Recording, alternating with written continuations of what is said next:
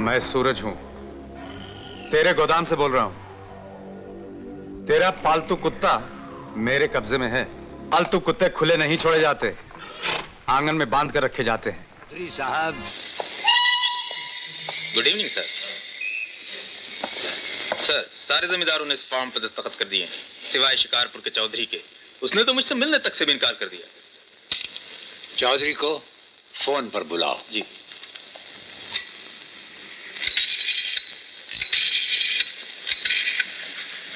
Hello Chaudhary साहब। Sir, he is on the line. Gangadhar Chaudhary, तुमने हमारे तहसीलदार साहब को मिलने से इनकार कर दिया। इसका अंजाम जानते हो? अंजाम सोचना चौधरियों का काम नहीं होता कलेक्टर साहब। बिन बुलाए मेहमानों को बिठाना आपकी आदत नहीं, और बिन बुलाए मेहमान से बात करना हमारी आदत नहीं।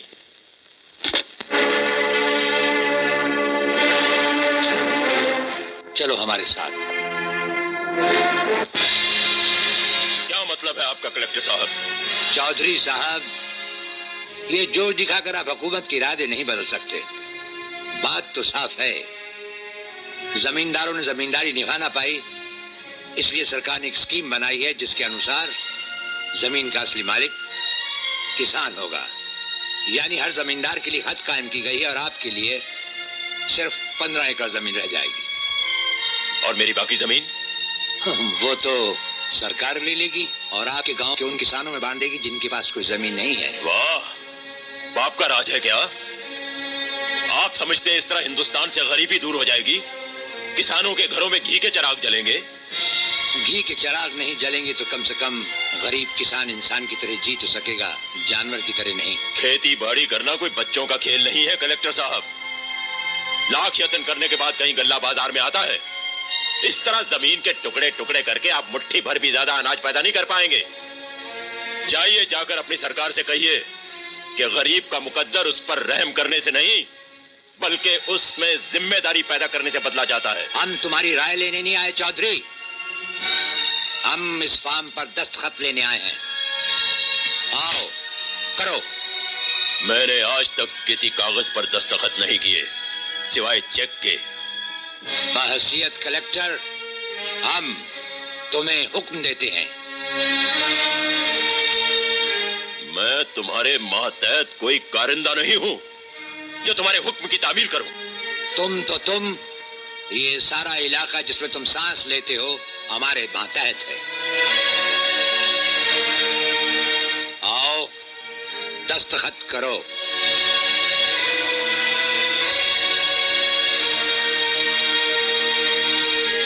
वरना हम बहैसियत कलेक्टर अपना इख्तियार इस्तेमाल करना भी जानते हैं।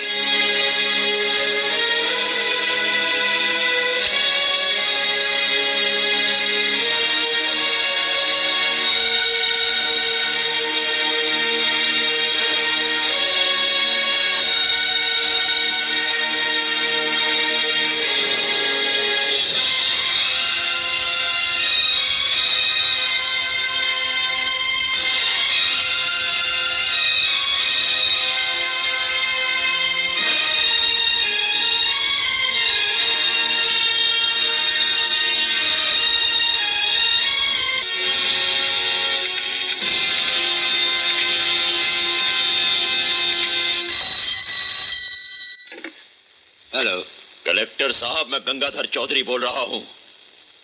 आपने कहा था कि आप कलेक्टर के अलावा कुछ और भी हैं। मुझे आपकी कलेक्टरी पर एतराज नहीं है, लेकिन आपके कुछ और होने पर एतराज है। चौधरी होश में हो जो इस तरह बेसुरे अंदाज में बात कर रहे हो? अब तक होश में नहीं था, अब होश आया है कलेक्टर साहब। क्या मतलब है तुम्हारी इस बदतमीजी का? आपने मेरे दुश्मन के बेटे सूरज सिंह को मेरे मुकाबिल खड़ा किया है। यह अच्छा नहीं किया आपने। Shut up. बहुत शौक है आपको इस्तीफा जेब में रखकर घूमने का। अब उस पर तारीख डाल लीजिए, वक्त आ चुका है।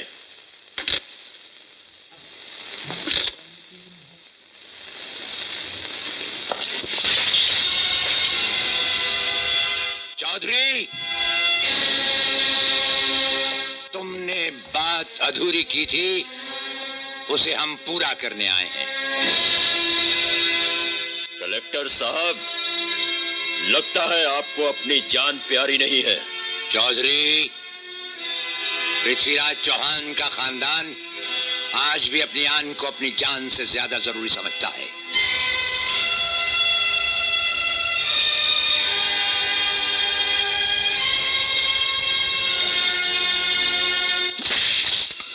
बदतमीज, गुस्ताखी करने से पहले ये तो सोचा होता कि राजपाल चौहान का गजब किसी जलजले से कम नहीं।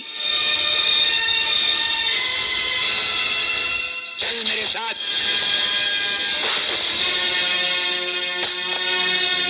इकबाल, हिरासत में रखो इसे, और इल्जाम है कलेक्टर से बदजबानी और बदतमीजी का। बदतमीजी और बदजुबानी इसने की है मुझसे भी। क्या कहा था? झूठा, धोखेबाज, कमीना। यह है पुलिस के साथ बदजुबानी करने का मुआवजा। कहता था कि एसपी इसे सलाम करता है। चल।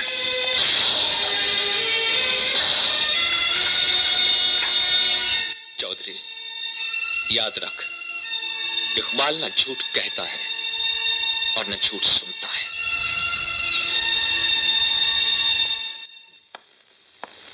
सर, कल इस पर अदालत में मुकदमा दाखिल कर दूंगा। नहीं, 1 घंटा अंदर बिठाने के बाद छोड़ दो इसे, ताकि पता चले कि राजपाल चौहान का रहम भी उनके गजब से कम नहीं होता।